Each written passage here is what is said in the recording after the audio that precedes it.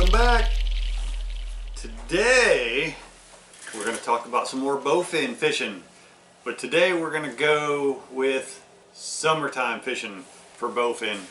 I would say the summertime is my favorite bow fishing time. I love getting out there in the summer when that water temperature is like 80 degrees. Those bowfin are just going crazy. They're feeding real heavy. They're chasing frogs. They're chasing ducks. They're chasing other fish. And this time of year it is super fun to fish topwater.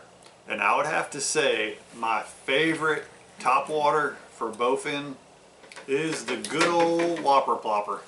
The reason that I love the whopper plopper so much is because you can work this bait fast, you can work it slow, you can work it with pauses. It makes all kinds of noise, it makes all kinds of disruption on the top of the water, and it just drives those bowfin crazy. This is the 80 series size that I use most of the time. They have a 120, which is a little bit bigger. It's more for musky, but I've caught big bowfin on this also. But the reason I go for the 80 series is because it's light and it doesn't matter what size bowfin, they're always going to chase this guy. A key thing with this also is, just like on my other setups, is I always use a fluorocarbon leader line tied to the lure and to my braided fishing line. The reason I do that is because the bowfin have a whole mouth full of teeth, and they have bony plates in the side of their jaws, all kinds of things that'll cut lines super easy, and it is no fun losing a $15 lure to a bowfin just because he's big and nasty. And they will tear up lures. I've been through a couple of the whopper ploppers having to replace the hooks and the main shaft in them because they will come in and they'll hit it and they'll just tear it to shreds. It's a key thing to make sure you have your drag set correctly for fishing a whopper plopper. I don't like my drag set real tight.